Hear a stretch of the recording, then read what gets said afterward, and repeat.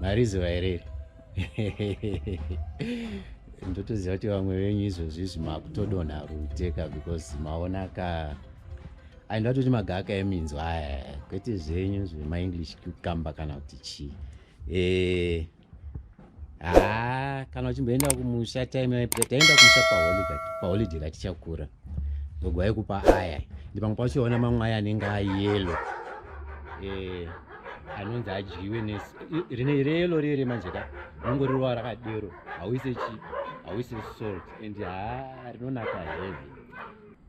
Iyo nyaya yegaka iri unoziva kuti chii rabva randifungisa rimwe goro unoziva zvatakamboita amboti tiri kusaidi tiri kumusha wana dzibla dzangu dzandidenha unoziva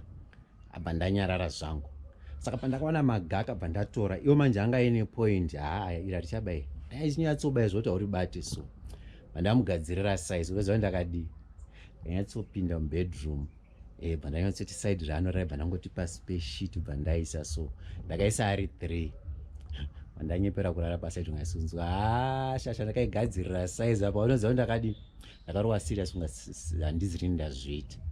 saka unongoziva imwe inotambika sazvinongounza mamemories kana uchingoona chi nesikanzwa aitaita zvedu tichiri vadika kana uchingoona magaka aya saka nhasi ndautomborirowa and ndaita rombo rakanaka futi because ichi grain havana kuuya nemagaka chete havana kuita magaka chete nemanhanga aiwa saka nhasi chakachaya timu rangu nhasi chakachaya ine manhanga anonofungidza nhopi gogo edu aizokurera akakwisira nedovi wanyatsodai oso aiwa gogo wakatikudza zvakanaka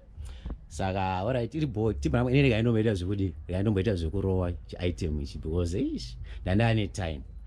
time right musakanganwe kati musakanganwe please subscribe ndizvo munongodzvanya subscribe chichichichichi share with friends relatives chichichi zvinofaya handitika macomments ndomada because macomments ndoita kuti ndikure nomada comment section sai kuti macomments kwenyu anotuma like zvinongobaya so kudai komana musadare saka alright iri bo guys love you.